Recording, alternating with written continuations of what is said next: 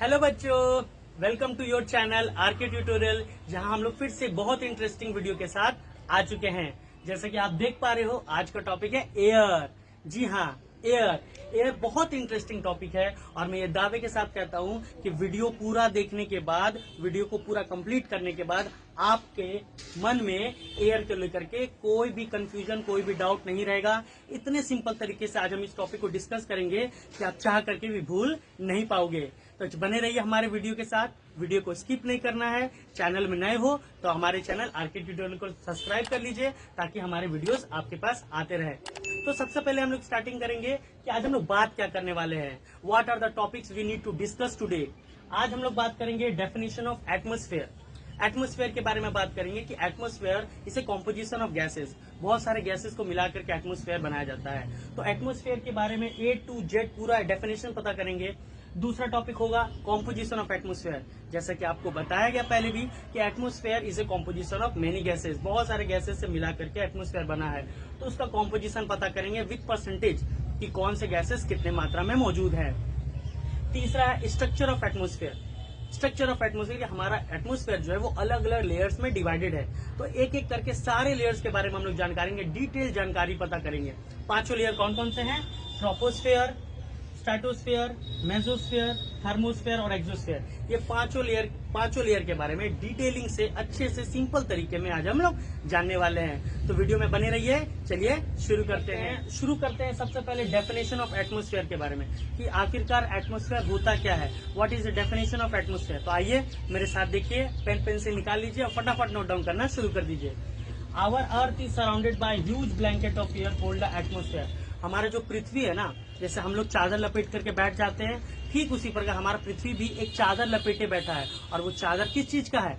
हवा का। यानी हवा का चादर लपेटे हमारा पृथ्वी बैठा हुआ है। इसलिए इसको यहाँ कहा गया है कि अर्थ is surrounded bye a huge blanket of air. एक हवा का चादर से हमारा पृथ्वी चारों तरफ से ओढ़ा हुआ है, चारों तरफ से ओढ़े हुए है पृथ्वी। All living being on this earth depend on atmosphere for their survival. जितने भी लिविंग प्राणी हैं, जितने भी जीवित प्राणी हैं, जिसमें जान है, जो सांस लेते हैं, उन सबको हवा की जरूरत है। और हवा के लिए एटमॉस्फेयर की जरूरत है, क्योंकि ऑक्सीजन जो है वो एटमॉस्फेयर में ही पाया जाता है। इसीलिए जितने भी लिविंग ऑर्गेनिजम्स हैं हमारे पृथ्वी में, सभी को एटमॉस्फेयर का जरूरत है फॉर देयर सर्वाइवल। ठीक है। अब है what is the composition of atmosphere. हमारे एटमॉस्फेयर के अंदर में कितने सारे गैसेज है, किसका कितना परसेंटेज है, वो आज हम लोग पता कर लेते हैं।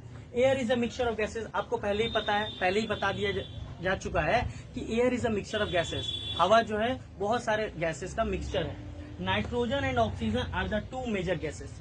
और ये पूरा का पूरा जो एटमॉस्फेयर है ना, उसमें दो गैसेस है जो डोमिनेट करते हैं, जिनका परसेंटेज बहुत ज्यादा है। और वो दो गैसेस हैं नाइट्रोजन और ऑक्सीजन। ये दोनों की मात्रा बहुत ज्यादा है। इसके अलावा carbon dioxide, helium, ozone, argon, hydrogen, ये सारे भी मौजूद है, लेकिन उतनी मात्रा में मौजूद हमारे एटमॉस्फेयर में नहीं है जितना कि नाइट्रोजन और ऑक्सीजन। ठीक है। अब इनका परसेंटेज देखते हैं कि इनका एक्यूरेट परसेंटेज कितना है। नाइट्रोजन है 78.08%, सबसे ज्यादा हमारे एटमॉस्फेयर में सबसे ज्यादा परसेंटेज है नाइट्रोजन का, जो कि है 7.08%। ऑक्सीजन है 20.95। ऑक्सीजन का परसेंटेज प्रेजेंस कितना है? 20.95।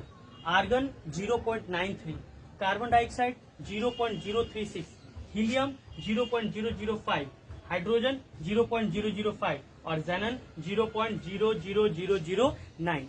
ये एक्यूरेट परसेंटेज है कि कितने मात्रा में मौजूद है अलग अलग गैसेस हमारे एटमॉस्फेयर में। इसके अलावा और भी बहुत सारे गैसेस है, क्रिप्टॉन हो गए, ज़ेनन हो गए, ये सब मौजूद है। डस्ट पार्टिकल्स हमारे एटमॉस्फेयर में मौजूद है, पॉलन ग्रेन्स मौजूद है, वाटर वेपर मौजूद है। ये सब मिला करके एटमॉस्फेयर है। ये सारे गैसेस को मिला दिया जाए तो मिल करके एक ह्यूज ब्लैंकेट ऑफ एयर बनता है। तो ये समझ में आ चुका होगा, हमारा पृथ्वी ह्यूज ब्लैंकेट से सराउंडेड है, जिसको हम एटमॉस्फेयर बोलते हैं। सारे लिविंग ऑर्गेनिजम्स को एटमॉस्फेयर की जरूरत है, हवा की जरूरत है। कॉम्पोजिशन क्या है एटमॉस्फेयर का? तो नाइट्रोजन और ऑक्सीजन की मात्रा सबसे ज्यादा है हमारे एटमॉस्फेयर में। कार्बन डाइऑक्साइड उसके बाद, हीलियम, आर्गन, ओजोन, हाइड्रोजन, ये सारे कम मात्रा में मौजूद हैं। ये है उनके परसेंटेज कि कौन कौन कितने मात्रा में मौजूद है। इनके अलावा भी डस्ट पार्टिकल्स, पॉलन ग्रेन वगैरह मौजूद है। एक बात याद रखिएगा, हमारे सर्वाइवल के लिए ऑक्सीजन बहुत ज्यादा जरूरी है। आप खाने के बिना 1 महीना 2 महीना तक रह सकते हो, आप पानी के बिना 4 से 5, 6 दिन तक रह सकते हो, लेकिन आप हवा के बिना, ऑक्सीजन के बिना 1% भी, एक दिन भी नहीं रह सकते। तो सबसे ज्यादा the most precious, the most essential part of our life, the most important component for the survival of human being on this earth is air. हवा होगा तभी होगा, हवा नहीं तो कुछ नहीं। ठीक है, अब बढ़ते हैं अब हम लोग अब अगले टॉपिक। तो अब हम लोग बढ़ चुके हैं अपने अगले टॉपिक के ऊपर, और हमारा अगला टॉपिक है स्ट्रक्चर ऑफ एटमोस्फेयर। ये जो चादर है एटमोस्फेयर का, वो लेयर बाय लेयर में डिवाइडेड है। पृथ्वी से ऊपर ऊपर ऊपर ऊपर ऐसे 5 अलग अलग लेयर हैं जो पृथ्वी के ऊपर है, जो हमारा ब्लैंकेट को, हमारे एटमोस्फेयर को बनाता है। Our atmosphere is divided into 5 different layer. हमारा जो एटमोस्फेयर है, पृथ्वी है, वो 5 अलग अलग लेयर में डिवाइडेड है।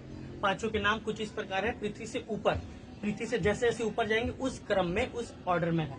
सबसे नीचे है ट्रोपोस्फेयर, पृथ्वी से ऊपर है ट्रोपोस्फेयर, उसके बाद स्ट्रेटोस्फेयर, उसके बाद मेसोस्फेयर, उसके बाद थर्मोस्फेयर और उसके बाद एक्सोस्फेयर। ये वो 5 लेयर्स है जो हमारे पृथ्वी का, हमारे एटमोस्फेयर का लेयर है, ये 5 लेयर में। अब हर लेयर के बारे में डिटेलिंग से पूरा 100% समझते हैं कि आखिरकार ये सारे लेयर्स में है क्या। ठीक है, तो बने रहिए वीडियो में। स्टार्ट कर रहे हैं ट्रोपोस्फेयर के साथ। चलिए बच्चों, अब हम लोग पहले लेयर के बारे में बात करेंगे, और पहला लेयर है ट्रोपोस्फेयर। सबसे इंपॉर्टेंट लेयर है, यहाँ पहले लिख दिया गया most important layer of the atmosphere. ये जो 5 इंपॉर्टेंट लेयर हैं, उन 5 में से सबसे जरूरी सर्वाइवल के लिए वो है ट्रोपोस्फेयर, इसलिए इसको बोला गया most important layer of the atmosphere. इसका एवरेज हाइट है 13 किलोमीटर, यानी हमारे पृथ्वी के, अगर ये हमारा पृथ्वी है तो पृथ्वी से 13 किलोमीटर तक ये ट्रोपोस्फेयर फैला हुआ है। हमारे पृथ्वी से 13 किलोमीटर ऊपर तक ट्रोपोस्फेयर फैला हुआ है, ये इसकी एवरेज हाइट है। The air we breathe exist है, जो भी हवा हम सांस लेते हैं, जितना ऑक्सीजन मौजूद है, ज्यादा से ज्यादा मात्रा में ऑक्सीजन ट्रोपोस्फेयर में ही मौजूद है, यानी हम ट्रोपोस्फेयर में सर्वाइव करते हैं। और ट्रोपोस्फेयर में जितने ऑक्सीजन है वो सब, जितने भी ऑक्सीजन का मात्रा है वो सब ट्रोपोस्फेयर में मौजूद है, जहां पर हम लोग सांस लेते हैं। तो बेसिकली जो हवा जो हम लोग सांस लेते हैं वो ट्रोपोस्फेयर में ही होता है, ऑक्सीजन ट्रोपोस्फेयर में रहता है। All weather phenomenon like rainfall, fog, hailstorm occur in this layer. जितने भी तरह के वेदर फेनोमेनन है, जितने तरह का वेदर कंडीशन, अलग अलग वेदर फेनोमेनन होता है, जैसे बारिश होना, फॉग कुहासा, हेलस्टॉर्म जब ये स्टोन गिरता है, मतलब आइस वगैरह जो गिरता है ना, पत्थर वगैरह जो गिरता है ना, कभी कभी देखोगे पत्थर गिरता है, आइस वाला, बर्फ का पत्थर गिरता है, वो सारा चीज क्या होता है, इसी लेयर में होता है। सारे वेदर कंडीशंस, जितने भी वेदर के फेनोमेनन होते हैं, सारे ट्रोपोस्फेयर में होते हैं। स्नैप रिकैप कर लेते हैं। Most important layer of the earth है, एवरेज हाइट है 13 किलोमीटर। जो भी हवा हम सांस लेते हैं वो यहीं पे मौजूद है, इसलिए सबसे ज्यादा इंपॉर्टेंट, सबसे इंपॉर्टेंट लेयर हो जाता है। और जितने भी वेदर फेनोमेनन है, जितने रेनफॉल हो गए, फॉग हो गया, हेलस्टॉर्म हो गया, ये सब इसी लेयर में होता है। अब चलेंगे अगले लेयर के। तो हम लोग पहुंच चुके हैं अगले लेयर के पास, और अगला लेयर है stratosphere. Second most important layer है हमारा एटमोस्फेयर का, स्ट्रेटोस्फेयर। इसके बारे में पता करते हैं। Above the troposphere lies the stratosphere. मान लीजिए ये हमारा पृथ्वी का सरफेस है, इसके 15 किलोमीटर तक तो ट्रोपोस्फेयर है, लेकिन इसके 15 से 50 किलोमीटर तक, 50 किलोमीटर तक स्ट्रेटोस्फेयर है, स्ट्रेटोस्फेयर लेयर है। ठीक है, ये सेकंड लेयर है, और ठीक ट्रोपोस्फेयर के ऊपर होता है। 50 किलोमीटर तक ये एक्सटेंडेड है, it extended to a height of 50 kilometre, यानी ट्रोपोस्फेयर के 50 किलोमीटर ऊपर तक स्ट्रेटोस्फेयर फैला हुआ है, मौजूद है। This layer is almost free from cloud. ये जो लेयर है, यहाँ पे बादल बहुत कम होते हैं, ना के बराबर होते हैं। सारे बादल ट्रोपोस्फेयर में होते हैं। आपको पहले ही बताया गया कि ट्रोपोस्फेयर में सारे वेदर फेनोमेनन होते हैं, सारे क्लाउड्स वगैरह, रेनफॉल वगैरह वही होते हैं। तो यहाँ पे ये जो स्ट्रेटोस्फेयर है ना, ये फ्री फ्रॉम क्लाउड रहता है, इसमें बादल नहीं होते बहुत कम, रेयर, नेग्लिजिबल अमाउंट रहते हैं, इसलिए ये layer almost free from cloud है। अब चूंकि फ्री फ्रॉम क्लाउड है, चूंकि आपका जितने भी वेदर फेनोमेनन है सब नीचे वाले लेयर में होते हैं, इसीलिए ये आइडियल हो जाता है फॉर फ्लाइंग एरोप्लेन।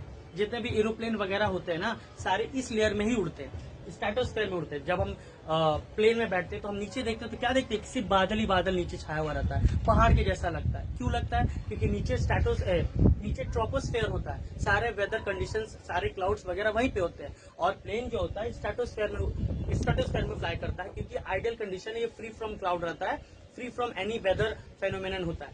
ठीक है, तो इसीलिए इस लेयर को आइडियल माना जाता है फॉर फ्लाइंग एरोप्लेन। सबसे इंपॉर्टेंट बात, stratosphere is the layer of ozone gas. ठीक है। यहाँ पे एक बहुत ही इंपॉर्टेंट लेयर पाया जाता है, गैस पाया जाता है, ओजोन लेयर, ओजोन गैस, जिसके कारण एक ओजोन लेयर बना हुआ है। ठीक है, हमारा पृथ्वी का एक तरह से इसको सील्ड कर सकते हैं, जो हमारा पृथ्वी को बचाता है। किस चीज से बचाता है? It protect us from ultraviolet rays of the sun. Sun के द्वारा बहुत ही घातक हार्मफुल यूवी रेस निकलता है, अल्ट्रा वायलेट रेज निकलता है, जो ये जो गैस का लेयर है ये हमारे तक पहुंचने नहीं देता है। मान लीजिए ये सन का लेयर है और यहाँ पे ये शील्ड है, और यूवी रेज जो है ना उसको डाइवर्ट कर देता है, इसको पहुंचने नहीं देता, हमारे पृथ्वी तक पहुंचने नहीं देता है, इसको डाइवर्ट कर देता है। किसके कारण? ये सिर्फ और सिर्फ ओजोन लेयर के कारण। अभी हाल में सुनाई दिया गया था कि लॉकडाउन में जो था, पॉल्यूशन के कारण ये जो लेयर था ये धीरे धीरे इसमें होल हो रहा है, लेकिन 2 साल 2.5 साल तक लॉकडाउन रहा, तो इससे सुना गया कि ये वापस से जुड़ गया है। लेकिन अब तो लॉकडाउन खुल गया है, सभी चीज धड़ल्ले से फिर से हो रहा है, तो हो सकता है ये आगे चल करके फिर से डिप्लेट होने लग जाए, कमजोर होने लग जाए, लेयर में होल होने लग जाए। तो यही था स्ट्रेटोस्फेयर के बारे में। ये ट्रोपोस्फेयर के ऊपर होता है, इसका एवरेज हाइट 50 किलोमीटर है। ये फ्री फ्रॉम क्लाउड होता है, क्लाउड होता ही नहीं है इसमें, आइडियल होता है, क्योंकि फ्री फ्रॉम क्लाउड है तो आइडियल होता है एरोप्लेन उड़ाने के लिए। स्ट्रेटोस्फेयर में ही ओजोन लेयर पाया जाता है, वही ओजोन लेयर जो हमें सन के अल्ट्रावायलेट रे से बचाता है। अब चलते हैं अगले लेयर के पास। बच्चों, अब हम लोग आ चुके हैं थर्ड लेयर के पास, मेसोस्फेयर। मेसोस्फेयर थर्ड लेयर है, सबसे पहले ट्रोपोस्फेयर, स्ट्रेटोस्फेयर, फिर उसके बाद थर्ड लेयर है मेसोस्फेयर। उसके बारे में पता करते हैं। Third layer of atmosphere, it lies about stratosphere. Third layer है, फर्स्ट सेकंड थर्ड लेयर है, और स्ट्रेटोस्फेयर के ठीक ऊपर में मौजूद है। Extends up to a height of 80 kilometre. ये 80 किलोमीटर ऊंचा तक फैला हुआ है, यानी ये जो डिस्टेंस है वो 80 किलोमीटर है। 80 किलोमीटर की ऊंचाई तक ये फैला हुआ है। Meteoroids burn up in this layer entering from the space. Space से अगर बाहर से कोई मीटेरॉइड आता है ना, तो यहाँ पे आते आते बर्न अप हो जाता है। इतना ज्यादा फ्रिक्शन हो जाता है, इतना ज्यादा घर्षण हो जाता है कि यहाँ पे पहुंचते जितने में मीटेरॉइड्स होते हैं वो बर्न हो जाते हैं, खत्म हो जाते हैं, नष्ट हो जाते हैं, आते आते ही नष्ट हो जाते हैं। इतना गर्मी प्रोड्यूस हो जाता है फ्रिक्शन के कारण। एटमोस्फेयर और स्पेस में इतना फ्रिक्शन होता है, इतना गर्मी होता है, इतना घर्षण होता है कि जितने सारे मीटेरॉइड्स होते हैं वो मेसोस्फेयर में ही आकर बर्न हो जाते हैं। चलिए बच्चों, हम लोग पहुंच चुके हैं अपने एटमोस्फेयर के चौथे लेयर के पास, जो है थर्मोस्फेयर। थर्मोस्फेयर के बारे में बात करें तो थर्मोस्फेयर, ट्रोपोस्फेयर, स्ट्रेटोस्फेयर, मेसोस्फेयर के बाद थर्मोस्फेयर आता है। थर्मोस्फेयर की खासियत क्या है? Temperature rises rapidly with increasing height. आप इस लेयर में जैसे जैसे ऊपर जाओगे ना, इंक्रीज करोगे ना हाइट में, वैसे रैपिडली टेम्परेचर ग्रो करेगा। ठीक है, क्योंकि यहाँ पे हवा का मात्रा ना के बराबर होता है, टेम्परेचर बहुत स्पीड में ठंडा होता है, बहुत कूल टेम्परेचर होता है, बहुत ज्यादा ही ठंडा इलाका होता है। जैसे जैसे आप ऊपर बढ़ते चले जाते हो टेम्परेचर रैपिडली बढ़ता है, अचानक से रैपिडली बढ़ जाता है, मतलब टेम्परेचर कम हो जाता है। Temperature rises rapidly with increasing height. आप जैसे जैसे ऊपर जाते जाओगे टेम्परेचर बढ़ते चल जाएगा। Ionosphere is a part of this layer. एक और लेयर है आइनोस्फेयर। वो आइनोस्फेयर जो लेयर है वो भी थर्मोस्फेयर के अंडर में ही आता है। इसी लेयर में आइनोस्फेयर मौजूद होता है। It extend between 80 to 400 kilometre. 80 से 400 किलोमीटर के बीच में ये फैला हुआ है। 80 से 400 किलोमीटर ऊपर तक ये फैला हुआ है। इतना ऊंचा, इतना वास्ट लेयर है। इसीलिए इंक्रीज टेम्परेचर, जैसे जैसे आप हाइट में इंक्रीज करते हो, आगे बढ़ते हो, टेम्परेचर रैपिडली बढ़ जाता है। This layer help in radio transmission. जितने भी रेडियो ट्रांसमिशन होते हैं, सैटेलाइट वगैरह हो गया, केबल वगैरह हो गया, ये सारा ट्रांसमिशन इसी लेयर में होता है। It help in radio transmission. Actually radio waves are reflected back to the earth by this layer. पृथ्वी से जितने भी रेडियो वेव्स वगैरह आते हैं ना, वो इस लेयर तक पहुंचते हैं, थर्मोस्फेयर तक पहुंचते हैं, और यहाँ से रिफ्लेक्ट होकर के वापस पृथ्वी तक जाते हैं। यानी हमारा पृथ्वी से जो रेडियो ट्रांसमिशन निकलता है वो थर्मोस्फेयर से टकरा करके वापस यहाँ पे आ जाता है, वापस आ जाता है। इसलिए ये लेयर बहुत इंपॉर्टेंट हो जाता है, क्योंकि ये रेडियो वेव्स को रिफ्लेक्ट बैक करने में बहुत मददगार होता है। चलिए बढ़ते हैं अगले और आखिरी लेयर के पास। चलिए बच्चों, हम लोग पहुंच चुके हैं अपने एटमोस्फेयर के आखिरी लेयर के पास, जो है एक्सोस्फेयर। तो एक्सोस्फेयर के बारे में क्या बात करते हैं? देखिए, सबसे ऊपर एक्सोस्फेयर है, तो ये upper most layer of the atmosphere. चूंकि आप यहाँ पे देख पा रहे हो, ट्रोपोस्फेयर, स्ट्रेटोस्फेयर, मेसोस्फेयर, थर्मोस्फेयर और एक्सोस्फेयर, ये आउटर मोस्ट लेयर है, सबसे बाहरी, सबसे ऊपरी लेयर है, इसलिए इसको upper most layer of the atmosphere कहा गया है, सबसे ऊपर होता है। It has very thin air. हवा का मात्रा ना के बराबर, वेरी थिन, बहुत पतला लाइनिंग है हवा का, यहाँ पे नेग्लिजिबल कह सकते हो। Light gases like helium, hydrogen float into space from air. जितने भी लाइट गैसेज है ना, जैसे हाइड्रोजन हो गया, हीलियम हो गया, वो वैसे सारे गैसेज जो हैं इस लेयर के बाद से फ्लोट होने लग जाते हैं स्पेस में। Light gases like helium, hydrogen float into space from here, यानी इस लेयर के बाद से, इस लेयर के ऊपर से, इस लेयर के बाद से, यानी ऊपर में जितने भी लाइट गैसेज है जैसे कि हाइड्रोजन हो गया, हीलियम हो गया, वो स्पेस में फ्लोट करने लग जाते हैं, तैरने लग जाते हैं, इधर उधर भागने लग जाते हैं। तो वो ये था सबसे लास्ट एक्सोस्फेयर।